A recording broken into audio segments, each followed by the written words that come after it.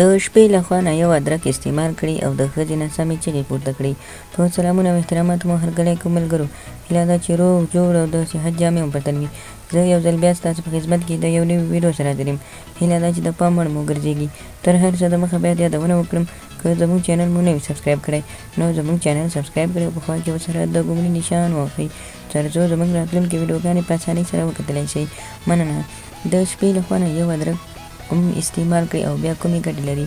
که غواړئ چې په کوروالی کې زر انزال نشي نو تاسو کولی شئ چې شات او ادرک استعمال کړئ. تاسو کولی شئ چې ادرک په دغه طریقه استعمال کړئ. تاسو به وچ ادرک پیدا کړئ 10 ګرامه، هغه هم د مسالت پلورونکو دوکانو والا سره خرڅېږي. هغوی نه به 10 ګرامه وچ ادرک واخلئ. له هغه وروسته به تاسو دغه ادرک به د وچ ادرک به تاسو له شات یا عسل سره ګډ کړئ. کله مو چې ګډ کړئ نو دې نه به تاسو د نسوارو په شانتې دانې جوړې کړئ.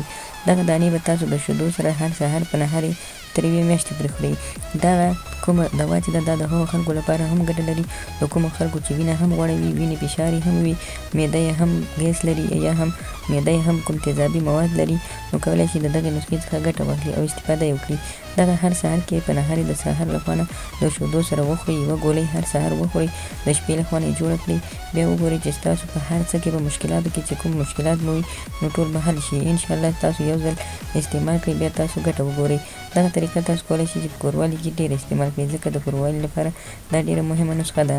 نو خدای دې وکړي ملګرو چې زموږ د ویډیو څخه غلط مطلب وانخلئ. زموږ ویډیو لایک کړئ، شیر کړئ او زموږ چینل هم درسره سبسکرایب کړئ. مننه.